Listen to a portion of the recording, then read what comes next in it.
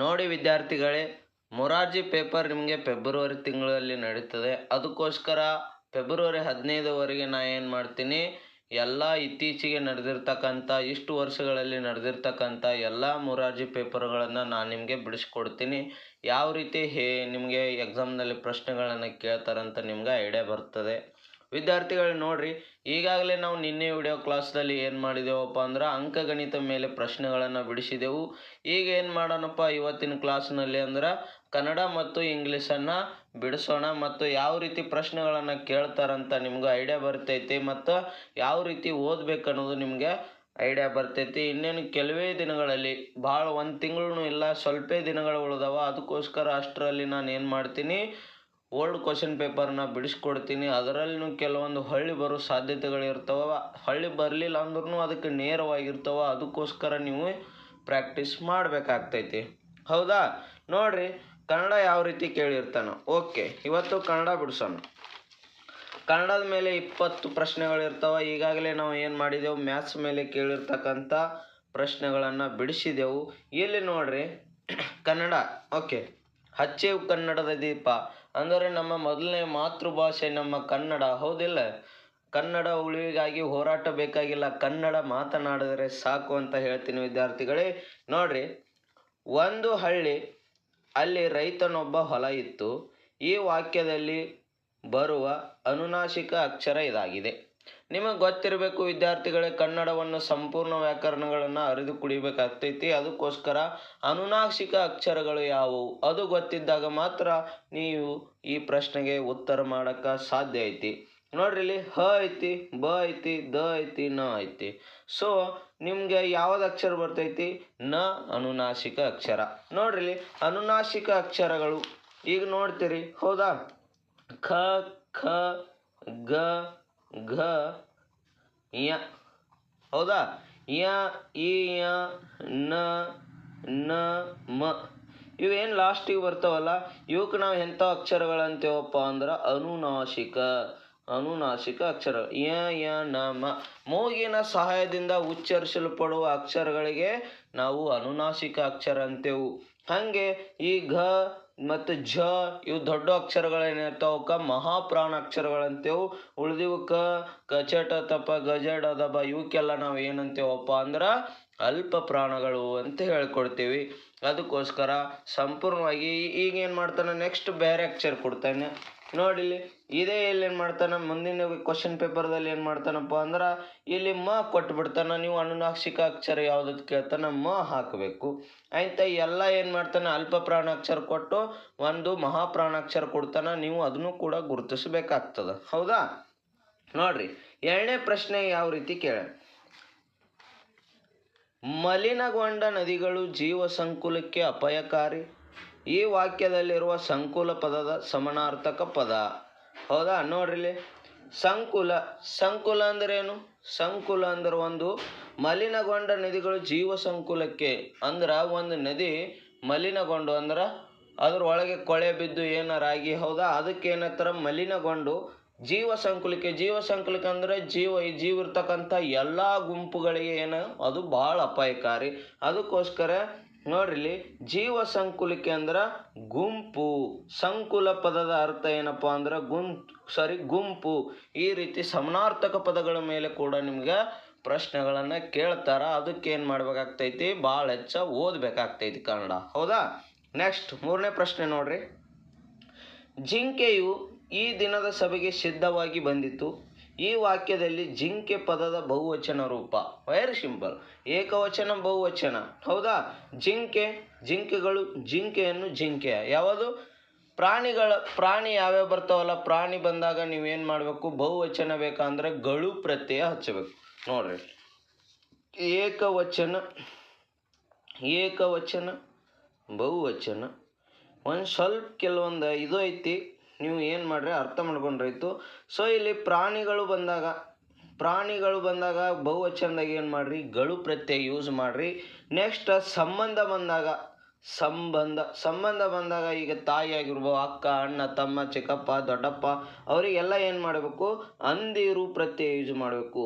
ಚಿಕ್ಕಪ್ಪ ಚಿಕ್ಕಮ್ಮಂದಿರು, ತಾಯಿ ತಾಯಂದಿರು, ಅಮ್ಮ ಅಮ್ಮಂದಿರು, ಈ ರೀತಿಯಾಗಿ ನೀವೇನು ಮಾಡಬೇಕಾಗ್ತೈತಿ, ಯೂಸ್ ಮಾಡಬೇಕು. ಇನ್ನು ಜಾಬ್ ಹುದ್ದೆಗಳಿರ್ತಕ್ಕಂಥ, ಈಗ ಈ ಸರ್ಕಾರಿ ನೌಕರಿಯಲ್ಲಿ ಇರ್ತಕ್ಕಂಥ ಈಗ ನೋಡ್ರಿ ಅಧ್ಯಕ್ಷರು, ಶಿಕ್ಷಕರು ಅಲ್ಲಿ ಏನು ಮಾಡಬೇಕಾಗ್ತೈತಿ, ಅವರು ಪ್ರತ್ಯಯ ಯೂಸ್ ಮಾಡಬೇಕು. ನೆನಪಿರಲಿ ವಿದ್ಯಾರ್ಥಿಗಳೇ. ಓಕೆ, ಏಕವಚನ ಬಹುವಚನ ಸಿಂಪಲ್. ನೆಕ್ಸ್ಟ್ 4ನೇ ಪ್ರಶ್ನೆ ನೋಡ್ರಿ, ಕಾಣಿಸ್ತಾ ಇದೆಯಾ? ಓಕೆ. ಸೂರ್ಯನನ್ನು ನೋಡಿದ್ದು ನಿಜವೇ ಎಂದು ತಾಯಿಯು ಮಕ್ಕಳಿಗೆ ಕೇಳಿದಳು. ಈ ವಾಕ್ಯದಲ್ಲಿ ಅಂಕಿತ ನಾಮಪದ ಯಾವುದು? ವೆರಿ, ಇದ್ರ ಮೇಲೆ ಒಂದು ನಾಮಗಳ ಮೇಲೆ ಕಂಪಲ್ಸರಿ ಒಂದು ಪ್ರಶ್ನೆ ಇದ್ದೇ ಇರ್ತೈತಿ. ಸೂರ್ಯನನ್ನು ನೋಡಿದ ನಿಜವೇ ಎಂದು ತಾಯಿ ಮಕ್ಕಳಿಗೆ ಕೇಳಿದಳು. ಇಲ್ಲಿ ಅಂಕಿತ ನಾಮ ಯಾವುದು? ನಿಜವೇ ಎಂದು. ತಾಯಿ ಅನ್ನೋದೇನಿದು? ರೂಢಿಯಿಂದ ಬಂದಿರತಕ್ಕಂಥದ್ದು. ತಾಯಿ ಅಂತೇಳಿ ಯಾರು ಹೆಸರಿಟ್ಟಿಲ್ಲ, ತಾಯಿ ಅಂಥೇಳಿ ರೂಢಿಯಿಂದ ಬಂದಿರತಕ್ಕಂಥದ್ದು. ಮಕ್ಕಳು, ಇದು ಕೂಡ ರೂಢಿಯಿಂದ ಬಂದಿರತಕ್ಕಂಥದ್ದು. ಕೇಳು ಅಂದರೆ ಇದು ಯಾವುದು ರೂಢನಾಮ ಆಗಲ್ಲ, ಅಂಕಿತ ನಾಮ ಆಗಲ್ಲ, ಅನ್ವರ್ಥ ನಾಮ ಕೂಡ ಆಗಲ್ಲ. ಅದಕ್ಕಾಗಿ ನಾವು ಏನಂತೇವೆ, ಸೂರ್ಯ ಈಸ್ ರೈಟ್ ಆನ್ಸರ್. ಸೂರ್ಯ ಏನಪ್ಪ ಅಂದ್ರೆ ನಾವು ಇಟ್ಟ ಹೆಸರು. ಹೌದಾ? ಇಟ್ಟ ಹೆಸರಿಗೆ ನಾವೇನಂತೇವೆ ಸೂರ್ಯ. ಅದಕ್ಕೆ ನಾವು ಇಟ್ಟ ಹೆಸರಿಗೆ ಏನಂತೇವೆ, ಅಂಕಿತ ನಾಮ ಅಂತೇವೆ. ನಿಮಗೆ ಒಂದು ಗೊತ್ತಿರಲಿ, ನಾಮಗಳು 3 ಅದಾವ. ಸೊ ಒಂದನೇದು ಯಾವುದು? ರೂಢನಾಮ. ಎರಡನೇದು ಯಾವುದು? ಅಂಕಿತ ನಾಮ. ಹೌದಾ? ಅಂಕಿತ ನಾಮ. ಮೂರನೇದು ಅನ್ವರ್ಥ ನಾಮ. ಸೊ ಇವಕ್ಕೆ ನಿಮ್ಗೆ ಸಿಂಪಲ್ ಆಗಿ ಡೆಫಿನೇಷನ್ ಹೇಳ್ತೀನಿ. ರೂಢನಾಮ ಅಂದ್ರೆ ರೂಢಿಯಿಂದ ಬಂದಿರತಕ್ಕಂಥ ಪದಗಳನ್ನ ಹೇಳ್ತೇವೆ ರೂಢನಾಮ. ಈಗ ಅಮ್ಮ, ಅಪ್ಪ, ಮನೆ, ತಾಯಿ, ಹೌದಾ, ಬೆಟ್ಟ, ಗುಡ್ಡ, ಇವೆಲ್ಲ ಏನಪ್ಪ ರೂಢನಾಮ. ಅಂಕಿತ ನಾಮವನ್ನು ನಾವು ನಮಗೆ ಗುರುತಿಸೋ ಸಲುವಾಗಿ ಇಟ್ಟ ಹೆಸರಿಗೆ ನಾವೇನಂತೇವೆ ಅಂಕಿತ ನಾಮ ಅಂತೇವೆ. ಈಗ ಉದಾಹರಣೆ ಏನು, ಮನುಷ್ಯರ ಹೆಸರುಗಳಾಗಿವೆ, ಸೀತಾ, ರಾಮ, ಲಕ್ಷ್ಮಣ, ಈ ರೀತಿ ಇಟ್ಟ ಹೆಸರುಗಳು. ಇನ್ನು ಅನ್ವರ್ಥ ನಾಮ ಅಂದರು ಅರ್ಥಕ್ಕನುಗುಣವಾಗಿ ಮತ್ತು ವ್ಯಾಪಾರ ಸಲುವಾಗಿ ಬಳಸ್ಕೊಂಡಿರ್ತಕ್ಕಂಥ ಹೆಸರಿಗೆ ನಾವೇನಂತೇವೆ ಅನ್ವರ್ಥ. ವ್ಯಾಪಾರ ಮಾಡೋವನು ವ್ಯಾಪಾರಿ, ಹೌದಾ, ಕಮ್ಮಾರ, ಗಡಿಗೆ ಮಾಡೋವನು ಕುಂಬಾರ, ಇವೆಲ್ಲ ಏನು. ಮತ್ತು ಇನ್ನೊಂದು ಏನಂದ, ಅವನ ಹಾವಭಾವ ಅಂದರ ಒಂದು ಸ್ವಲ್ಪ ಕೈ ಏನಾಗಿತ್ತು, ಕಾಲ ಏನಾಗಿತ್ತು, ಕುಡ್ಡ, ಕಿವುಡ, ಇವೆಲ್ಲ ಏನು ಬರ್ತೈತಿ, ಅನ್ವರ್ಥ ನಾಮ ಬರ್ತೈತಿ. ಅದಕ್ಕೋಸ್ಕರ ನೀವೇನು ಮಾಡಬೇಕು, ಇವು ನಾಮಗಳು ಕೂಡ ಓದಬೇಕಾಗ್ತೈತಿ. ರೂಢನಾಮ, ಅಂಕಿತ ನಾಮ, ಅನ್ವರ್ಥ ನಾಮ. Very simple. ನೆಕ್ಸ್ಟ್ ನೋಡ್ರಿ, 5ನೇ ಪ್ರಶ್ನೆ. ಹಣ್ಣುಗಳ ಎಲ್ಲೇ ಇದ್ದಾನೆ. ಈ ವಾಕ್ಯದಲ್ಲಿ ಅಡಿಗೆರೆ ಎಳೆದ ಪದದಲ್ಲಿರುವ ವಿಭಕ್ತಿಯನ್ನು. ಹಣ್ಣುಗಳ ನೋಡ್ರಿ, ವೆರಿ ಸಿಂಪಲ್. ಇವನು ಬರ್ಸಿಬಿಡ್ತೀನಿ ನಿಮ್ಗೆ. ಹಣ್ಣುಗಳ ನೋಡ್ರಿ, ಹಣ್ಣುಗಳ ಇದರಲ್ಲಿ ಇರ್ತಕ್ಕಂಥ ವಿಭಕ್ತಿ ಪ್ರತ್ಯಯ ಯಾವುದು ಅಂತ ಕೇಳೋಣ. ಗಳ್ಳ ಬರಲತ್ತೈತಿ. ಅಂದ್ರೆ ಯಾವುದಪ್ಪ ಅಂದ್ರೆ ನಿಮಗೆ ಷಷ್ಠಿ. ಹೌದಾ? ನಿಮಗೆ 7 ವಿಭಕ್ತಿ ಪ್ರತ್ಯಯಗಳವ, ಅವು ನೆನಪಿದ್ರೆ ಸಾಕು. ಪ್ರಥಮ ಅವು, ದ್ವಿತೀಯ ಅನ್ನು, ತೃತೀಯ ಕಾಣಿಸ್ತಾ ಇದೆಯಾ, ತೃತೀಯ ಇಂದ, ಚತುರ್ಥಿ ಈಗೆ ಕೆ, ಹೌದಾ, ಈಗೆ ಕೆ ಚತುರ್ಥಿ, ಪಂಚಮಿ, ಇವೆಲ್ಲ ನೆನಪಿರ್ಬೇಕು. 7 ವಿಭಕ್ತಿ ಪ್ರತ್ಯಯಗಳು ನೆನಪಿರ್ಬೇಕು. ಪಂಚಮಿ ದೆಸೆಯಿಂದ, ಹೌದಾ, ದೆಸೆಯಿಂದ. ನೆಕ್ಸ್ಟ್ ಷಷ್ಠಿ ಸಪ್ತಮಿ ಅಲ್ಲಿ. ವೆರಿ ಸಿಂಪಲ್, ಅಲ್ಲಿ. ಈ ರೀತಿ ನೀವೇನು ಮಾಡ್ಬೇಕಾಗ್ತೈತಿ, 7 ವಿಭಕ್ತಿ ಪ್ರತ್ಯಯಗಳು ಏನು ಮಾಡ್ಬೇಕಾಗ್ತೈತಿ, ನೆನಪಿನಲ್ಲಿ ಇಟ್ಕೋಬೇಕು. ಅದಕ್ಕೋಸ್ಕರ ಹೇಳ್ತಾ ಇದ್ದೀನಿ. ಪ್ರಥಮ ಅವು, ದ್ವಿತೀಯ ಅನ್ನು, ತೃತೀಯಿಂದ ಚತುರ್ಥಿ ಈಗಕ್ಕೆ, ಪಂಚಮಿ ದೆಸೆಯಿಂದ, ಷಷ್ಠಿಯ ಸಪ್ತಮಿಯಲ್ಲಿ. ಇದ್ರ ಮೇಲೆ ಒಂದು ಪ್ರಶ್ನೆ ನಿಮ್ಗೆ ಕಂಪಲ್ಸರಿ ಇದ್ದಿರ್ತದೆ ವಿದ್ಯಾರ್ಥಿಗಳೇ. ಅದಕ್ಕೋಸ್ಕರ ಬಾಯಟ್ ಮಾಡ್ತಿರೋ, ನೆನ್ಪಿಟ್ಕೋತಿರೋ, ಏನು ಮಾಡ್ತಿರೋ ಮಾಡ್ರಿ, ತಲೆಯಲ್ಲಿ ಫಿಕ್ಸ್ ಮಾಡ್ಕೊಂಬೇಡ್ರಿ. ಹೌದಾ? ನೆಕ್ಸ್ಟ್ ನೋಡ್ರಿ, ನೆಕ್ಸ್ಟ್ ಯಾವ ರೀತಿ ಕೇಳಿದಾನೆ. ಓಕೆ, ಎಷ್ಟನೇದು? 6ನೇ ಪ್ರಶ್ನೆ. ಮನುಷ್ಯರು ಯಾಕೆ ಹೀಗೆ ಮಾಡುತ್ತಾರೆ? ಈ ವಾಕ್ಯದಲ್ಲಿ ಬರಬೇಕಾದ ಲೇಖನ ಚಿಹ್ನೆ. ಯಾಕೆ, ಏನು, ಎತ್ತು, ಯಾವಾಗ, ಎಲ್ಲಿ, ಎಷ್ಟು ಅಂತೆಲ್ಲ ಬಂದಾಗ ಪ್ರಶ್ನೆ ರೂಪದಾಗ ವಾಕ್ಯ ಬಂದಿತ್ತಂದ್ರೆ ನಾವು ಅದಕ್ಕೆ ಏನಂತೇವೆ, ಪ್ರಶ್ನಾರ್ಥಕ ಚಿಹ್ನೆ ಬಳಸ್ತೇವೆ. ನೆನಪಿರಲಿ ವಿದ್ಯಾರ್ಥಿಗಳೇ, ಯಾಕೆ, ಏನು, ಯಾವಾಗ, ಎಲ್ಲಿ, ಯಾವ, ಈ ಥರ ಪ್ರಶ್ನೆ ಯಾವುದು ಅಂತ ಪ್ರಶ್ನೆ ರೂಪದಲ್ಲಿ ವಾಕ್ಯ ಬಂದಿರ್ತಂದ್ರೆ ಅದು ಕಂಪಲ್ಸರಿ ಪ್ರಶ್ನಾರ್ಥಕ ಚಿಹ್ನೆ ಬಳಸಬೇಕು. ಇನ್ನು ಇದು ಏನದಪ್ಪ ಅಂದ್ರೆ ಭಾವಸೂಚಕ ಚಿಹ್ನೆ. ಈ ಭಾವಸೂಚಕ ಚಿಹ್ನೆ ಎಲ್ಲಿ ಬಳಸ್ತೇವಪ್ಪ ಅಂದ್ರೆ ನಿಮ್ಗೆ ಎಲ್ಲಿ ಬಳಸ್ತೇವೆ ಭಾವಸೂಚಕ ಚಿಹ್ನೆ? ಹಬ್ಬ ಅವಸರ ಅಂದಾಗ ನಾವು ಏನು ಮಾಡ್ತೇವೆ, ಭಾವಸೂಚಕ ಚಿಹ್ನೆಯನ್ನು ಬಳಸ್ತೇವೆ. ಹೌದಾ? ನೆಕ್ಸ್ಟ್ ಇದು ಅನೇಕ ಪದಗಳನ್ನು ಬಳಸುವಾಗ ನಾವೇನು ಮಾಡ್ತೇವೆ, ಅರ್ಧ ವಿರಾಮ ಚಿಹ್ನೆಯನ್ನು ಬಳಸ್ತೇವೆ. ಒಂದು ವಾಕ್ಯ ಪೂರ್ಣ ವಾಕ್ಯ ಇದ್ದಾಗ ಅಲ್ಲಿ ನಾವೇನು ಮಾಡ್ತೇವೆ, ಪೂರ್ಣ ಚಿಹ್ನೆ ಬಳಸ್ತೇವೆ. 4 ಚಿಹ್ನೆ ಮಾಹಿತಿ ನಿಮಗೆ ಗೊತ್ತಿರಲಿ. ನೆಕ್ಸ್ಟ್ 7ನೇ ಪ್ರಶ್ನೆ, ತಂದೆಗೆ ಪತ್ರ ಬರೆಯುವಾಗ ಬಳಸುವ ಸಂಬೋಧನ. ತಂದೆಗೆ ಪತ್ರ ಬರೆಯುವಾಗ ನೋಡ್ರಿ, ತಂದೆಗೆ ಪತ್ರ ಬರುವಾಗ ಯಾವ ರೀತಿ ಬಳಸ್ತೀರಿ ನೀವು? ತೀರ್ಥ ರೂಪ ತಂದೆಯವರೆಗೆ ನಿಮ್ಮ ಮಗನ ಮಾಡುವ ಶಿರಷ್ಟಾಂಗ ನಮಸ್ಕಾರಗಳಂತ ಪತ್ರ ಬರೆಯುವಾಗ ಬಳಸ್ತೇವಲ್ಲ. ಪತ್ರದ ಬಗ್ಗೆನೂ ನಿಮಗೆ ಐಡಿಯಾ ಇರಬೇಕು. ಪತ್ರ ಬಗ್ಗೆ ಡೇಟ್ ಯಾಕಡೆ ಬರಿತೇವೆ, ಸ್ಥಳ ಯಾಕಡೆ ಬರಿತೇವೆ, ಧನ್ಯವಾದಗಳು ಎಲ್ಲಿ ಬರಿತೇವೆ, ಎಲ್ಲವನ್ನು ನೆನಪಿರಬೇಕು. ಗುರುಗಳಿಗೆ ಯಾವ ರೀತಿ ನಾವು ಬಳಸ್ತೇವೆ, ಮತ್ತು ಕಾರ್ಯದರ್ಶಿಯರಿಗೆ, ಬ್ಯಾಂಕ್ ಕಾರ್ಯದರ್ಶಿಯರಿಗೆ ಎಲ್ಲರಿಗೆ ಯಾವ್ಯಾವ ಥರ ನಾವು ಒಂದು ರೆಸ್ಪೆಕ್ಟ್ ಕೊಡ್ತೇವೆ ಅಂಥೇಳಿ ಆ ಸಂಬೋಧನೆ ಪತ್ರ ಬರೆಯುವಾಗ ಸಂಬೋಧನೆ ಯಾವ ರೀತಿ ಬಳಸ್ತಾವನ್ನ ಎಲ್ಲವನ್ನು ಗೊತ್ತಿರಬೇಕು ವಿದ್ಯಾರ್ಥಿಗಳೇ. ನೋಡ್ರಿ, ಇದು ತಂದೆಗೆ ಏನು ಬರಿತೇವೆ ಅಂದ್ರೆ ತೀರ್ಥ ರೂಪ ತಂದೆಯವ್ರಿಗೆ. Answer is right answer.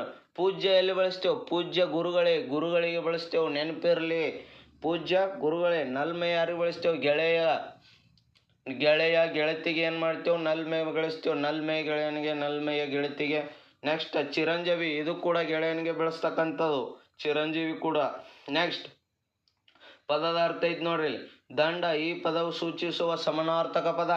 ದಂಡ ಅಂದ್ರೆ ಶಿಕ್ಷೆ. ನೋಡ್ರಿ, ನೀವು ಎಲ್ಲರೇ ಯಾವುದೋ ಒಂದು ಸರ್ಕಾರದ ಏನು ಇರ್ತೈತಿ, ಸರ್ಕಾರದ ಕಚೇರಿ ಇದ್ದಲ್ಲಿ ಜಾಗನಾಗ ಒಂದು ಮೂಲೆ ಬೋರ್ಡ್ ಹಾಕಿರ್ತಾರೆ, ಇಲ್ಲಿ ಉಳಿದರೆ ನಿಮಗೆ 500 ರೂಪಾಯಿ ದಂಡ ವಿಧಿಸಲಾಗೋದು. ಅಂದ್ರೆ ಏನು? ಶಿಕ್ಷೆ ಅಂತ ಅರ್ಥ. ದಂಡ ಇನ್ನೊಂದು ನಮ್ಮ ಆಡು ಭಾಷೆಯಲ್ಲಿ ಏನತ್ತೆ, ಗುಂಪು, ಸೈನ್ಯ.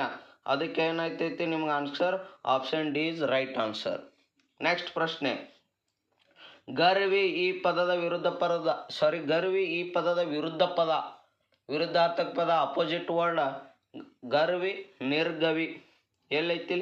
Option is right answer. ಗರ್ವಿ, ನಿರ್ಗವಿ. ಆಚಾರ, ಅನಾಚಾರ ಕೆಲವೊಂದು ಏನು ಬರ್ತೈತೆ ಅಲ್ಲಿ, ಕೆಲವೊಂದು ಬೇರೆ ಬೇರೆ ಪ್ರತ್ಯಯಗಳನ್ನು ಏನಾಗ್ತೈತೆ, ಭಯ, ನಿರ್ಭಯ, ಈ ರೀತಿ ನೀ ಪ್ರತ್ಯಯ ಬರ್ತಿರ್ತೈತಿ. ಸೊ ಅದಕ್ಕೋಸ್ಕರ ಅತಿ ಹೆಚ್ಚು ಅಪೋಸಿಟ್ ವರ್ಡ್ಗಳು ಕೂಡ ನೀವೇನು ಮಾಡ್ಬೇಕಾಗ್ತದ, ನೋಡ್ಕೋಬೇಕಾಗ್ತೈತಿ. ಇನ್ನು ನೋಡ್ರಿ 10ನೇ ಪ್ರಶ್ನೆ, ಅಂಬಿಕಾತನಯ ದತ್ತ ಇದು ಯಾರ ಕಾವ್ಯನಾಮ? ಅಂಬಿಕಾತನಯ ದತ್ತ ಯಾರ್ದು? ಇದು ನಮ್ಮ ಜ್ಞಾನಪೀಠ ಪುರಸ್ಕೃತರಾಗಿರ್ತಕ್ಕಂಥ ದ.ರಾ ಬೇಂದ್ರೆಯವ್ರದ್ದು. ನೆನಪಿರಲಿ, ದ.ರಾ ಬೇಂದ್ರೆಯವ್ರದ್ದು. ಯಾವುದು? 4 ತಂತಿಗೆ ಅವರು ಜ್ಞಾನಪೀಠ ಪ್ರಶಸ್ತಿಯನ್ನು ಪಡೆದುಕೊಳ್ತಾರ. ಅವರ ಕಾವ್ಯನಾಮ ಯಾವುದಪ್ಪ ಅಂದ್ರೆ ಅಂಬಿಕಾತನಯ ದತ್ತ. ಮತ್ತು ಇನ್ನುಳಿದವ್ರ ಕಾವ್ಯನಾಮ ಏನು? ಎಲ್ಲರ ಕಾವ್ಯನಾಮ ಗೊತ್ತಿರಬೇಕು ನಿಮ್ಗೆ. ಮೇನ್ ಹೈಲೈಟ್ ಕವಿ. ಮೊದಲು 8 ಜ್ಞಾನಪೀಠ ಪ್ರಶಸ್ತಿ ಪುರಸ್ಕೃತರ ಬಗ್ಗೆ ಪೂರ್ತಿ ಮಾಹಿತಿ ಗೊತ್ತಿರಬೇಕು ವಿದ್ಯಾರ್ಥಿಗಳ. ಅನಂತರ ಉಳಿದ ಕವಿಗಳ ಬಗ್ಗೆ ಮಾಹಿತಿ ನಿಮಗೆ ಗೊತ್ತಿರಬೇಕು. ಹೌದಾ? ನೋಡ್ರಿ, ಕೆ.ಎಸ್. ನಿಸಾರ್ ಅಹಮದವ್ರು, ಇವ್ರು ಯಾರು? ನಿತ್ಯೋತ್ಸವದ ಕವಿ. ನೆನಪಿರಲಿ, ನಿತ್ಯೋತ್ಸವ ಗೀತೆಯನ್ನು ರಚಿಸಿದವರು ಇವರೇ. ಹಾಗಾಗಿ ಇವರನ್ನು ನಿತ್ಯೋತ್ಸವದ ಕವಿ ಅಂತ ಕರೀತಾರೆ, ಕೆ.ಎಸ್. ನಿಸಾರ್ ಅಹಮದ್ ಅವರನ್ನ. ಸಿದ್ದಯ್ಯ ಪುರಾಣಿಕ, ಇವರಿಗೆ ಕಾವ್ಯನಾಮ ಯಾವುದಪ್ಪ ಅಂದ್ರೆ ಕಾವ್ಯಾನಂದ. ನೆನಪಿರಲಿ, ಸಿದ್ದಯ್ಯ ಪುರಾಣಿಕರ ಕಾವ್ಯನಾಮ ಯಾವುದು? ಕಾವ್ಯಾನಂದ. ನೆಕ್ಸ್ಟ್ ಪಂಜೆ ಮಂಗೇಶರಾವ್, ಇವರಿಗೆ ಮಕ್ಕಳ ಶಿಷ್ಯ ಅಂತ ಕರೀತಾರೆ. ಕವಿ ಶಿಷ್ಯ ಅಂದ್ರೆ ಮಕ್ಕಳ ಮೇಲೆ ಅತಿ ಹೆಚ್ಚು ಇವ್ರು ಏನು ಮಾಡ್ತಾರ, ಇವರು ತಮ್ಮ ಕೃತಿಗಳನ್ನು ರಚಿಸಿದ್ದಾರೆ. ಹಾಗಾಗಿ ಇವರನ್ನ ಕವಿ ಶಿಷ್ಯ ಅಂತೇಳಿ ಕಾವ್ಯನಾಮ ಇದೆ. ನೆನಪಿರಲಿ, 4 ಮಂದಿಗೆ ನಾವೇನು ಮಾಡೀನಿ, ಕಾವ್ಯನಾಮ ನಿಮ್ಗೆ ಪರಿಚಯ ಮಾಡಿಕೊಟ್ಟೀನಿ. ನೆನಪಿರಲಿ, ನೆನಪಾರಬೇಡ್ರಿ. ನೆಕ್ಸ್ಟ್ ಪ್ರಶ್ನೆ, ಗಂಡಸು ಎಂಬ ಅರ್ಥದಿಂದ ಬಳಕೆಯಾಗುವ ಪದಗಳು. ಗಂಡಸು ಏನು ಗೊತ್ತೈತಿ? ಸ್ತ್ರೀಲಿಂಗ, ಪುಲ್ಲಿಂಗ, ನಪುಂಸಕಲಿಂಗ, ಇನ್ನೊಂದು ಯಾವುದಪ್ಪ, ಅನ್ಯಲಿಂಗ. ನೆನಪಿರಲಿ ನಿಮ್ಗೆ. ಹೆಂಗಸು ಎಂದು ಪದ ಅರ್ಥ ಉಳ್ಳೋಕೆ ನಾವೇನತ್ತೇವೆ? ಸ್ತ್ರೀಲಿಂಗ. ಗಂಡಸು ಎಂಬ ಪದ ಅರ್ಥ ಉಳ್ಳೋಕೆ ನಾವೇನತ್ತೇವೆ? ಪುಲ್ಲಿಂಗ. ನೆನಪಿರಲಿ, ಇವೆರಡು ಮಧ್ಯೆಗೆ ಇರ್ತಕ್ಕಂಥದ್ದು ನಮ್ಗೆ ಗೊತ್ತಾಗಲಿಲ್ಲ ಅಂದ್ರೆ, ಇವೆರಡು ಮಧ್ಯೆ ಇರ್ತಕ್ಕಂಥದ್ದು ಗಂಡಸು ಅಲ್ಲೋ ಹೆಂಗಸು ಅಲ್ಲೋ ಅಂತ ಹೆಂಗೆ ಮಕ್ಕಳು ಅಂದ್ರೆ ಅವ್ರ ಹೆಸರಿನ ಮ್ಯಾಗೆ ಗೊತ್ತಾಗಲಿಲ್ಲಪ್ಪ ಅಂದ್ರೆ ನಾವು ಅದಕ್ಕೆ ಏನತ್ತೇವೆ? ನಪುಂಸಕಲಿಂಗ. ಹೌದಾ? ನೆಕ್ಸ್ಟ್ 12ನೇ ಪ್ರಶ್ನೆ, ತೋಟದ ತುಂಬ ಬಿಳಿಯ ಹೂಗಳು ಕಂಗೊಳಿಸುತ್ತವೆ. ಈ ವಾಕ್ಯದಲ್ಲಿರುವ ಗುಣ ವಿಶೇಷಣ ಏನು? ತೋಟದ ತುಂಬ ಬಿಳಿ ಹೂಗಳು ಕಂಗಳಿಸುತ್ತೆ. ಗುಣ ವಿಶೇಷ ಅಂದರೆ ಯಾವುದು ನಮಗಲ್ಲಿ ಒತ್ತು ಕೊಡ್ಲತ್ತಾರ, ಡಿಸ್ಕ್ರೈಬ್ ಆಲತ್ತದ, ವರ್ಣನೆ ಆಲತ್ತೈತೆ ಅನ್ನೋದು ನೆನಪಿರ್ಬೇಕು ವಿದ್ಯಾರ್ಥಿಗಳಿಗೆ. ಏನು ವರ್ಣನೆ ಆಲತ್ತದ? ತೋಟ ತುಂಬ ಬಿಳಿ ಹೂಗಳು ಕಂಗಳಿಸುತ್ತದೆ. ಬರೀ ತೋಟ ತುಂಬ ಹೂಗಳು ಕಂಗಳಿಸುತ್ತದೆ, ಬಟ್ ಅಲ್ಲಿ ಏನು ಮಾಡುತ್ತೆ, ನಾವು ವರ್ಣನೆ ಮಾಡತ್ತಾನ ಬಿಳಿಯ ಹೂಗಳು ಕಂಗಳಿಸುತ್ತವೆ. ಹಾಗಾಗಿ ಇಲ್ಲಿ ಗುಣ ಯಾವುದಪ್ಪ ಅಂದ್ರೆ ಬಿಳಿಯ. ನೆನಪಿರಲಿ, ಹೂಗಳಾಗಲ್ಲ, ಬಿಳಿಯ ಆಕೈತಿ. ಯಾಕಂದ್ರೆ ಬರೀ ಹೂಗಳು ಕಂಗೊಳಿಸ್ತಾವೆ ಆಲ್ರೆಡಿ, ಬಟ್ ಏನು ವರ್ಣನೆ ಮಾಡತ್ತಾನ? ಬಿಳಿಯ ಹೂಗಳು. ಬಿಳಿಯದರ ಭಾವ ಬಿಳುಪು, ಬಿಳಿಯ ಹೂಗಳು ಗುಣ ತೋರಿಸ್ಲತ್ತದ. ಹಾಗಾಗಿ ನಿಮ್ಮ ಆನ್ಸರ್ ಬಿಳಿಯ. ತೆನೆ ಪ್ಲಸ್ ಹಣ್ಣು, ತೆನೆಯನ್ನು. ನೆನಪಿರಲಿ ವಿದ್ಯಾರ್ಥಿಗಳೇ, ಸಂಧಿಗಳು ಕೂಡ ನಿಮ್ಗೆ ವೆರಿ ಇಂಪಾರ್ಟೆಂಟ್ ಆಗ್ತೈತಿ. 8 ಸಂಧಿ ಅವ. ಯಾವ್ಯಾವಪ್ಪ? ಲೋಪಸಂಧಿ, ಆಗಮ ಸಂಧಿ, ಆದೇಶ ಸಂಧಿ, ಗುಣಸಂಧಿ, ವೃದ್ಧಿ ಸಂಧಿ, ಜಸ್ತ್ವ ಸಂಧಿ, ಸ್ತುತ್ವ ಸಂಧಿ, ಅನುನಾಸಿಕ ಸಂಧಿ ಎಲ್ಲವನ್ನು ಕೂಡ ನಿಮ್ಗೆ ನೆನಪಿರಬೇಕಾಗ್ತೈತಿ. ಸೊ ಅದಕ್ಕೋಸ್ಕರ ನಾವೊಂದು 3 ಸಂಧಿಗಳನ್ನು ಹೇಳಿಬಿಡ್ತೀನಿ ಇವತ್ತಿನ ಕ್ಲಾಸ್ನಲ್ಲಿ. ತೆನೆ ಪ್ಲಸ್ ಹಣ್ಣು, ತೆನೆಯನ್ನು ಇದು ಯಾವುದಾಗ್ತೈತಪ್ಪ ಅಂದ್ರೆ ಬಿಡ್ಸಣ. ನೋಡಿ ವಿದ್ಯಾರ್ಥಿಗಳೇ, ಸಂಧಿಗಳು ನೆನಪಿರ್ಬೇಕಾ? ತೆನೆಯನ್ನು, ತೆನೆ ಪ್ಲಸ್ ಹಣ್ಣು ಈಜಿಕ್ವಲ್ಟು ಏನಾಯಿತು? ತೆನೆಯನ್ನು. ತೆನೆಯನ್ನು ನೋಡ್ರಿ, ಇದು ಯಾವುದು? ಲೋಪಸಂಧಿ ಕೊಟ್ಟಾನ ಆಪ್ಷನ್, ಮತ್ತು ಆಗಮ ಸಂಧಿ, ಆದೇಶ ಸಂಧಿ, ಗುಣಸಂಧಿ. ಬಟ್ ಇದು ಏನಾಕೈತಿ ನೋಡ್ರಿ, ತೆನೆ ಪ್ಲಸ್ ಹಣ್ಣು ತೆನೆಯನ್ನು ಅಂದ್ರು ಎ ಅಕ್ಷರ ಬರ್ಲತ್ತದ, ಏಕಾರ. ಏಕಾರ ಬರ್ಲತ್ತವ, ಏಕಾರ. ಏಕಾರ ಮತ್ತು ಓಕಾರ ಆದೇಶವಾಗಿ ಬಂದರೆ ನಾವು ಏನಂತೇವೆ? ಅದು ಆಗಮ ಸಂಧಿ ಅಂತೀವಿ. ನೆನಪಿರಲಿ ವಿದ್ಯಾರ್ಥಿಗಳೇ, ಮಳೆಯಲ್ಲಿ, ಮಳೆ ಪ್ಲಸ್ ಅಲ್ಲಿ, ಮಳೆಯಲ್ಲಿ ಏಕಾರ ಬರ್ತೈತಿ, ಹೌದಾ? ಮತ್ತೇನು? ಕಾಲ ಪ್ಲಸ್ ಹಣ್ಣು, ಕಾಲವನ್ನು, ಓಕಾರ ಬರ್ತೈತಿ. ಇವೆಲ್ಲ ಏನೈತಿ? ಆಗಮ ಸಂಧಿಗಳಿಗೆ ಉದಾಹರಣೆ ಆಗ್ತೈತಿ, ನೆನಪಿರಲಿ. ನೆಕ್ಸ್ಟ್ ಲೋಪಸಂಧಿ ಅಂದ್ರೆ ಸ್ವರದ ಮುಂದೆ ಸ್ವರವು ಬಂದು ಮೊದಲನೇ ಸ್ವರವು ಲೋಪವಾದರೆ ಆ ಸಂಧಿಯನ್ನು ನಾವು ಏನಂತೀವಿ? ಲೋಪಸಂಧಿ ಅಂತೀವಿ. ಊರು ಪ್ಲಸ್ ಇಂದ, ಊರಿಂದ ಅದೇ ಸ್ವರ ಬಂದು ಏನಾಗ್ತೈತಿ? ಲೋಪ ಆಗ್ತೈತಿ. ಹಾಗಾಗಿ ನಾವು ಏನಂತೀವಿ? ಲೋಪಸಂಧಿ ಅಂತೀವಿ. ನೆಕ್ಸ್ಟ್ ಆದೇಶ ಸಂಧಿ, ವೆರಿ ಸಿಂಪಲ್. ಆದೇಶ ಕತಪಗಳಿಗೆ ಗದಪಗಳು ಆದೇಶವಾಗಿ ಬಂದರೆ ನಾವೇನಂತೀವಿ? ಆದೇಶ ಸಂಧಿ. ನೋಡ್ರಿ, ಈಗ ಹೆಂಗಪ್ಪ ಅಂದ್ರೆ ಹಳೆಗನ್ನಡ, ಹಳೆ ಪ್ಲಸ್ ಕನ್ನಡ, ಹಳೆಗನ್ನಡ. ಕ ಬದಲಾಗಿ ಏನೈತೆ ಅಲ್ಲಿ? ಗ ಅಕ್ಷರ ಆದೇಶವಾಗಿ ಬರ್ತೈತಿ. ಆ ರೀತಿಯಾಗಿ ನಿಮ್ಗೆ ನೆನಪಿರಬೇಕು ವಿದ್ಯಾರ್ಥಿಗಳೇ. ಗುಣಸಂಧಿ ಅಂದರೆ ಏನಿದು? ಗುಣಸಂಧಿ ನೆನಪಿರ್ಬೇಕು ನಿಮಗೆ. ಯಾನು? ಅಕಾರಗಳಿಗೆ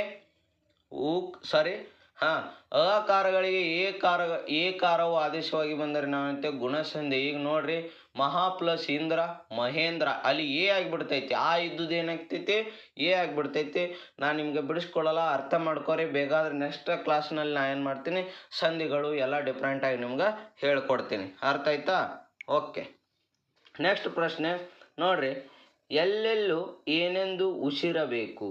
ಎಲ್ಲೆಲ್ಲೂ ಏನೆಂದು ಉಸಿರಬೇಕಂದ್ರೆ ಕನ್ನಡ ನುಡಿ. ಇದು ನಿಮಗೆ ಪಾಠದೊಳಗೈತಿ. ಕೆಲವೊಂದು ಪ್ರಶ್ನೆಗಳು ಏನು ಮಾಡ್ತಾನೆ? ಪಾಠದೊಳಗಿನ ಕೇಳ್ತಾನೆ, ನೆನಪಿರಬೇಕು. ಪಾಠಗಳನ್ನ ಸ್ವಲ್ಪ ಆದಷ್ಟು ಸಿಂಪಲ್ ಆಗಿರೋ ಕ್ವಶನ್ಗಳನ್ನ ನೋಡಿಕೊಳ್ಳಿ ವಿದ್ಯಾರ್ಥಿಗಳೇ. ಓಕೆ. ಪುರಂದಾಸರ ಅಂಕಿತನಾಮ ಯಾವುದು? ಇವುವರೆಗೆ ಗೊತ್ತಿರ್ಬೇಕು ನಿಮ್ಗೆ. ಎಲ್ಲ ವಚನಕಾರನ ಅಂಕಿತನಾಮಗಳು ಇಲ್ಲಂದ್ರೆ ಮಿನಿಮಮ್ ಅಂದ್ರೆ 20 ಜನದ, ಇರ್ಲಿಕ್ಕಂದ್ರೆ 15 ಜನದರ ಅಂಕಿತನಾಮಗಳನ್ನು ಗೊತ್ತಿರಲೇಬೇಕು ವಿದ್ಯಾರ್ಥಿಗಳೇ. ಅದಕ್ಕೋಸ್ಕರ ಒಂದು ಕೇಳಿರ್ತಾನೆ, ಈಸಿಯಾಗಿ ಆನ್ಸರ್ ಮಾಡೋದು. ಪುರಂದಾಸರ ಅಂಕಿತನಾಮ ಯಾವುದು? ವೆರಿ ಸಿಂಪಲ್, ಹೆಸರಲ್ಲೇ ಇದೆ, ಪುರಂದರ ವಿಠಲ. ಪುರಂದರ ದಾಸರ ಅಂಕಿತನಾಮ ಪುರಂದರ ವಿಠಲ. ಇದು ಕಾಗಿನೆಲೆ ಆದಿಕೇಶವ ಯಾರ್ದು? ಕಾಗಿನೆಲೆ ಆದಿಕೇಶವ ಇದು ನಮ್ಮ ಕನಕದಾಸರದು. ಕೂಡಲ ಸಂಗಮ ದೇವ ಬಸವೇಶ್ವರದು. ಚೆನ್ನ ಮಲ್ಲಿಕಾರ್ಜುನ ಅಕ್ಕ ಮಹಾದೇವಿ. ಇಲ್ಲಿ ನೀವು ಒಂದು ವಿದ್ಯಾರ್ಥಿಗಳು ಮಾಡೋದು, ಗುಂಪಿಗೆ ಸೇರದ ಪದ್ಧತಿಗೆ ಅಂದರೆ ಚೆನ್ನ ಮಲ್ಲಿಕಾರ್ಜುನ. ಯಾಕಂದರೆ ಇದು ಒಂದು ಹೆಣ್ಣು ಮಗಳ ವಚನಕಾರನ ಅಂಕಿತನಾಮ, ಉಳಿದಿರೋದರೆಲ್ಲ ಗಂಡು ಮಕ್ಕಳ ವಚನ ಅಂಕಿತನಾಮ ಅಂತ ಹೇಳ್ಬೋದು, ಹೌದಾ? ನೆಕ್ಸ್ಟ್ ಪ್ರಶ್ನೆ ವಿದ್ಯಾರ್ಥಿಗಳೇ, ಆಲದ ಮರ ಎಲ್ಲಿ ಬೆಳೆದು ನಿಂತಿತ್ತು? ಇದು ಕೂಡ ಪಾಠದಲ್ಲಿ ಇರ್ತಕ್ಕಂಥ ಒಂದು ನಿಮಗೆ ಪ್ರಶ್ನೆ ಬಂದಿದೆ. ಸೊ ಅದಕ್ಕೋಸ್ಕರ ಅಗಸ್ಯಾಗ. ನೆಕ್ಸ್ಟ್, ಬೇವೂರೂರ ತಂದೆಯ ಹೆಸರೇನು? ಗುರುನಾಥರಾವ. ಇದೊಂದು ಕೂಡ ಏನು ಮಾಡ್ತೈತಿ? ಇದನ್ನು ಕೂಡ ನಿಮ್ಮ ಪ್ರಶ್ನೆಯಲ್ಲಿ ಬಂದಿರತಕ್ಕಂಥ ಪಾಠದಲ್ಲಿ ಬಂದಿರತಕ್ಕಂಥ ಪ್ರಶ್ನೆ ಆಗಿದೆ. ಇದು ಕೂಡ ನೀವೇನು ಮಾಡಬೇಕು? ಸಿಂಪಲ್ ಆಗಿರುತ್ತೆ. ಅವ್ರ ತಂದೆ ಹೆಸರೇನು, ಇವ್ರ ತಂದೆ ಹೆಸರೇನು ಎಲ್ಲವನ್ನು ಓದ್ಕೋಬೇಕು. ಸೊ ಪಾಠದೊಳಗಿನ ಕೆಲವೊಂದಿಷ್ಟು ಪ್ರಶ್ನೆಗಳನ್ನು ಬರುವ ಸಾಧ್ಯತೆಗಳು ಅದಾವ.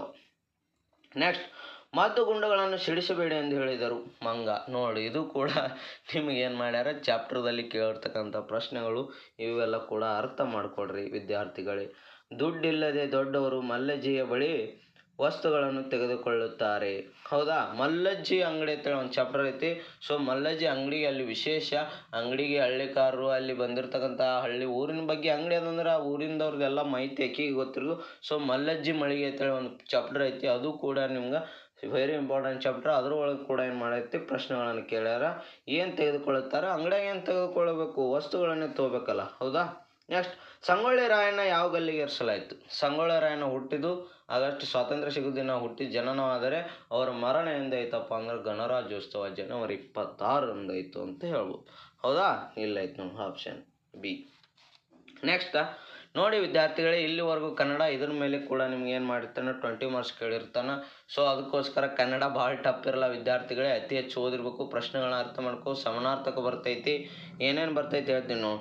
ಸಮಾನಾರ್ಥಕ, ಹೌದಾ, ಮತ್ತು ವಿಭಕ್ತಿ ಪ್ರತ್ಯಯಗಳು, ಮತ್ತು ನಾಮಗಳು, ರೂಢನಾಮ, ಅಂಕಿತನಾಮ, ಅನ್ವರ್ಥನಾಮ, ಇವು ಚಿಹ್ನೆಗಳ ಬಗ್ಗೆ, ಮತ್ತು ಈ ಪತ್ರದ ಬಗ್ಗೆ, ಮತ್ತು ಈ ಕಾವ್ಯನಾಮೆ, ಕವಿಗಳ ಕಾವ್ಯನಾಮಗಳು, ಮತ್ತು ಇವು ಅಕ್ಷರಗಳು ಗೊತ್ತಿರಬೇಕು. ಯಾವ ಅನ್ವಶಕ, ಯಾವ ಮಹಾಪ್ರಾಣ, ಅಲ್ಪಪ್ರಾಣ, ಸ್ವರ, ದೀರ್ಘ ಸ್ವರ, ಋಸ್ವಸ್ವರ, ಪ್ಲುತಸ್ವರ, ಇವೆಲ್ಲವನ್ನು ಕೂಡ ನಿಮ್ಗೆ ಗೊತ್ತಿರಬೇಕಾಗ್ತೈತಿ. ಸಂಧಿಗಳ ಮೇಲೆ ಕೇಳ್ಯಾರ, ಕೆಲವೊಂದಿಷ್ಟು ಪಾಠಗಳ ಒಳಗೆ ಕೇಳ್ಯಾರ, ಎಲ್ಲವನ್ನು ಅರ್ಥ ಮಾಡ್ಕೋರಿ ವಿದ್ಯಾರ್ಥಿಗಳೇ. ನೆಕ್ಸ್ಟ್ ಪ್ರಶ್ನೆ ನೋಡೋಣ. ಇಂಗ್ಲೀಷ್ ಮೇಲೆ ಕೂಡ ನಿಮ್ಗೆ ಏನಿರ್ತೈತಿ 20 ಮಾರ್ಕ್ಸ್. ಇದರಲ್ಲಿ ಆಲ್ರೆಡಿ ನಾ ಏನು ಮಾಡೀನಿ, ಗಣಿತ ವಿಭಾಗ ಎಲ್ಲ ಬಿಡಿಸೀನಿ, ಹೋಗಿ ನೀಟಾಗಿ ಅದನ್ನು ಕೂಡ ನೋಡಿರಿ. ಅದು ಏನು ಮಾಡಿ ಪ್ರತಿಯೊಂದು ಪ್ರಶ್ನೆಯನ್ನು ಬಿಡಿಸಿ ತೋರಿಸೀನಿ, ಯಾವ ರೀತಿ ಕೇಳ್ತಾರಂತ ಎಲ್ಲಕ್ಕೂ ಮಾಹಿತಿಯನ್ನು ಕೊಟ್ಟಿದ್ದೀನಿ. ನೆಕ್ಸ್ಟ್ ಪ್ರಶ್ನೆ, English. Which is the domestic animal among the given option? ಏನು ಹಿಂಗಂದ್ರೆ ಅರ್ಥ, ಡೊಮೆಸ್ಟಿಕ್ ಎನಿಮಲ್ ಅಂದ್ರೆ ಸಾಕು ಪ್ರಾಣಿ ಯಾವುದು, ಅರ್ಥ ಗೊತ್ತಿರ್ಬೇಕು ನಿಮ್ಗೆ. ಇಂಗ್ಲೀಷ್ ಕೆಲವೊಂದು ವರ್ಡ್ ಅರ್ಥ ಗೊತ್ತಿದ್ರೆ ಈಸಿಯಾಗಿ ಆನ್ಸರ್ ಮಾಡ್ಬೋದು. ಡೊಮೆಸ್ಟಿಕ್ ಆ್ಯನಿಮಲ್ ನೋಡಿರಿ, ಕೌ, ಎಲಿಫೆಂಟ್, ಜಿಬ್ರಾ, ಲಯನ್. ನೆನಪಿರಲಿ ವಿದ್ಯಾರ್ಥಿಗಳೇ ನಿಮಗೆ, ಕೌ ಅಷ್ಟೇ ನಾವು ಸಾಕ್ತೇವೆ. ನೀನು ಜಿಬ್ರಾ ಪಟ್ಟೆ ಕುದುರೆ ಸಾಕಲ್ಲ, ಆನೆ ಕೆಲವೊಂದು ಜಾಗನಾಗ ಎಲ್ಲ ಕಡೆ ಸ್ವಲ್ಪ ಸಾಕಲ್ಲ, ಅದು ಕೂಡ ಒಂದು ಏನು ಮಾಡೋದು ವೈಲ್ಡ್ ಆ್ಯನಿಮಲ್ ಅಂತ ಹೇಳ್ಬೋದು. ಲಯನ್ ಕೂಡ ವೈಲ್ಡ್ ಆ್ಯನಿಮಲ್, ಸಿಂಹ. ಹೌದಾ, ಕೌ ಈಸ್ ಡೊಮೆಸ್ಟಿಕ್ ಆ್ಯನಿಮಲ್. ಈ ರೀತಿ ವಿಚ್ ಆಡ್ ಒನ್ ಅಂತ ಕೇಳೋದು, ಗುಂಪಿ ಸೇರೋದು ಪದ ಅಂತ ಕೇಳಿದ್ರೆ ಕೌನೇ ಹಾಕೈತಿ. Next, how many scientist were there at Thumba space centre? ಅಂದ್ರೆ ಇದು ಕೂಡ ನಿಮ್ಗೆ ಅಲ್ಲಿ ಚಾಪ್ಟರ್ನಲ್ಲಿ ಬರ್ತಕ್ಕಂಥ ಪ್ರಶ್ನೆ ಆಗಿದೆ. About 70 scientist. ಇದು ಕೂಡ ಇಂಗ್ಲೀಷ್ ಬರ್ತಿರ್ತಕ್ಕಂಥ ಒಂದು ಪೋಯಟಲ್ ಆಗಿರ್ಬೋದು. ಇದು ಕೂಡ ಅದರಂದು ಕೂಡ ಕೆಲವೊಂದಿಷ್ಟು ಪ್ರಶ್ನೆಗಳನ್ನು ಕೇಳ್ತಾರೆ, ಅವು ಕೂಡ ನೋಡ್ಕೋರಿ ವಿದ್ಯಾರ್ಥಿಗಳೇ. 23ನೇ ಪ್ರಶ್ನೆ, the describing word in the sentence is the Akash is a clever boy in the class. Very simple. ಅಗಳ ಹೆಂಗೆ ಕನ್ನಡದಾಗ ನೋಡಿದೆವು ಅಂದ್ರೆ ಯಾವ್ದು ಪ್ರಶ್ನೆ ಅದು ಬಂದಿತ್ತು ಅಲ್ಲಿ, ತೋಟ ತುಂಬ ಬಿಳಿ ಹೂಗಳು ಕಂಗೊಳಿಸಿತು. ಇದು ಕೂಡ ಹಾಗೆ ಯಾವುದೋ ಒಂದು ವರ್ಡಿಗೆ ಡಿಸ್ಕ್ರೈಬ್ ಮಾಡ್ಯಾರ, ವರ್ಣನೆ ಮಾಡ್ಯಾರ ಅಂತ ಕೇಳ್ಯಾರ. So Akash is a clever boy in the class. ಏನು ಮಾಡ್ಯಾನ ಆಕಾಶ ಈ ಕ್ಲಾಸ್ನಾಗ ಆತನ ಏನು ಭಾಳ ಜಾಣತನ ಅದನ್ನು ಹೇಳ್ಯಾನ. ಸೊ ಯಾವುದಂದ್ರೆ ಜಾಣತನ ಅಂದಿರೋದು option B is clever. Akash is a clever in the boy in the class ಅಂತ ಕೇಳ್ಯಾರ. ಸೊ ವೆರಿ ಈಸಿ, ಈ ಥರ ನಿಮ್ಗೆ ಐಡಿಯಾ ಇರಬೇಕು. ಹೌದಾ, ನೆಕ್ಸ್ಟ್ ಪ್ರಶ್ನೆ ನೋಡೋಣ. ಓಕೆ ನೋಡ್ರಿ ಇಲ್ಲಿ, Dionysius was an dash rules so evil minded. ಇದು ಕೂಡ ನಿಮಗೆ ಇಂಗ್ಲೀಷ್ನಲ್ಲಿ ಬರ್ತಕ್ಕಂಥದ್ದು, ಇಂಗ್ಲೀಷ್ ಟೆಕ್ಸ್ಟ್ ಬಲ್ಲಿ ಬರ್ತಕ್ಕಂಥದ್ದು. ನೀವು ಅದು ಕೂಡ ರೆಫರ್ ಮಾಡಬೇಕು. ನಿಮ್ಗೆ ಯಾವ ಚಾಪ್ಟರ್, ಯಾವ ಪೋಯಟ್, ಯಾವ ಪೋಯಮ್ ಎಲ್ಲವನ್ನು ಓದ್ಕೋಬೇಕಾಗ್ತೈತಿ. ಸಿಂಪಲ್ ಸಣ್ಣ ಪ್ರಶ್ನೆ ಕೇಳ್ತಾನೆ, ಭಾಳ ದೊಡ್ಡ ಕೇಳಲ್ಲ, ಆಲ್ಮೋಸ್ಟ್ ಹೊರಗಿನೇ ಜಾಸ್ತಿ ಇರ್ತೈತಿ. 25ನೇ ಪ್ರಶ್ನೆ ನೋಡಿರಿ, ಡ್ಯಾಶ್ ಈಸ್ ಅ ಫ್ಲವರ್. ಹೌದಾ, ಇದ್ರ ಒಳಗೊಂದು ಫ್ಲವರ್ ಕೊಟ್ಟಾನ, ಅದ್ರದ್ದು ಹೆಸರು ಕೊಟ್ಟಾನ, ಅದೊಂದು ಫ್ಲವರ್ ಅಂತ ಕೆಳಗೆ ನೋಡ್ರಿ. ಬನಾನಾ ಇದು ಒಂದು ಫ್ರೂಟ್ಸ್, ಗಾವ್ ಇದು ಪೇರು ಹಣ್ಣು, ಇದು ಕೂಡ ಒಂದು ಫ್ರೂಟ್ಸ್. ಲೋಟಸ್ ಇದೇ, ಲೋಟಸ್ ಅಂದ್ರೆ ಏನು ಕಮಲ, ಅದೇ ಏನೈತಿ ಹೂವು ಐತಿ. ಈಜಿಯಾಗಿ ಆನ್ಸರ್ ಹಾಕ್ಬೋದಿಲ್ಲ. ಆ್ಯಪಲ್ ಇದು ಕೂಡ ಫ್ರೂಟ್ಸ್ ಆಗಿದೆ. ಇದರಾಗ ಗುಂಪಿ ಸೇರೋ ಪದ ತೆಗೆದಂದ್ರೆ ಉಳಿದು ಎಲ್ಲ ಫ್ರೂಟ್ಸ್ ಅದಾವ, ಲೋಟಸ್ ಒಂದೇ ಫ್ಲವರ್ಸ್ ಐತಿ, ಹಾಗಾಗಿ ಅದಕ್ಕೆ ಟಿಕ್ ಹಾಕ್ಬೋದು. ನೆಕ್ಸ್ಟ್ 26ನೇ ಪ್ರಶ್ನೆ, the other gender of the above underline word is Ravi's father went to market. Mother ಇದು ಕೂಡ ಚಾಪ್ಟರ್ನಲ್ಲಿ ಬರ್ತಕ್ಕಂಥದ್ದು. Next, the dash teacher in the class room. The dash teacher ಅಲ್ಲ, the dash teachers in the class room. ಅಂದ್ರೆ ಆ class ಒಳಗೆ ಯಾರು teach ಮಾಡ್ತಾರಪ್ಪ, ಕ್ಲಾಸ್ ಒಳಗೆ ಟೀಚ್ ಮಾಡೋರು ಯಾರು? ಟೀಚರ್ಸ್ಗಳೆಲ್ಲ ಮಕ್ಕಳು ವಿದ್ಯಾರ್ಥಿಗಳಿಗೆ ಕ್ಲಾಸ್ನಲ್ಲಿ ಒಂದು ರೂಮ್ನಾಗ ಟೀಚ್ ಮಾಡ್ತಕ್ಕಂಥವ್ರದ್ದೇ ನಾವು ಅವ್ರಿಗೆ ಏನಂತೀವಿ ಶಿಕ್ಷಕರು, ಟೀಚರ್ ಅಂತ ಕರಿತೀವಿ. ಅದೇ ಸೊ ಇಂಜಿನಿಯರಿಂಗ್ ಇವ್ರು ಕನ್ಸ್ಟ್ರಕ್ಷನ್ ಬಿಲ್ಡಿಂಗ್ ಕಟ್ಟೋರು ಅವ್ರು ಬರಲ್ಲ, ಪಿಯೋನ್ ಅಂದರೆ ಇವರು ಕೂಡ ಬರಲ್ಲ, ವಾರ್ಡನ್ ಅವರು ಕೂಡ ಬರಲ್ಲ. ಅವರೆಲ್ಲ ಟೀಚ್ ಮಾಡಲ್ಲ, ಬರೀ ಒಂದೊಂದು ವ್ಯವಸ್ಥೆ ಸಿಸ್ಟಮ್ ನೋಡ್ಕೋತಾರೆ. ಟೀಚ್ ಮಾಡೋದು ಯಾರಪ್ಪ ಅಂದ್ರೆ ಟೀಚರ್. ನೆನಪಿರಲಿ ವಿದ್ಯಾರ್ಥಿಗಳು. The opposite word of the so sorry the opposite word for more opposite word an more less ಎಲ್ಲರೂ ಆಲ್ಮೋಸ್ಟ್ ಮೊಬೈಲ್ ನೋಡೋದಲ್ಲಿ ಯೂಸ್ ಮಾಡ್ತೀರಿ.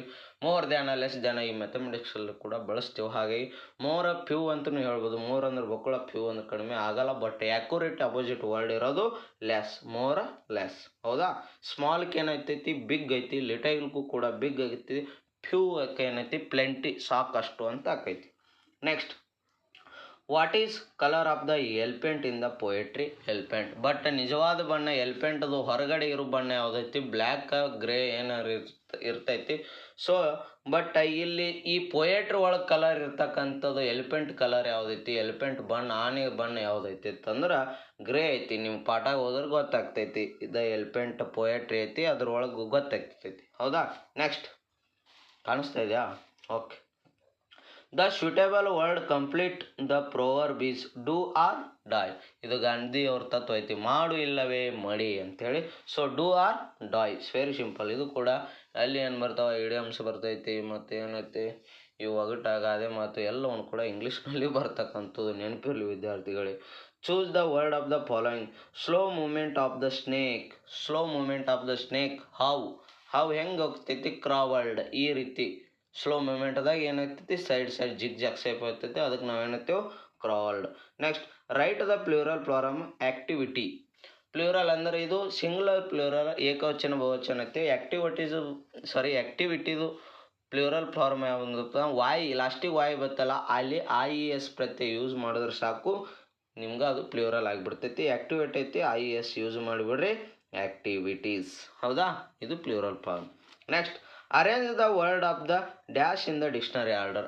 ಡಿಕ್ಷನರಿ ಆರ್ಡರ್ ಗೊತ್ತಿರ್ಬೇಕು ನಿಮ್ಗೆ.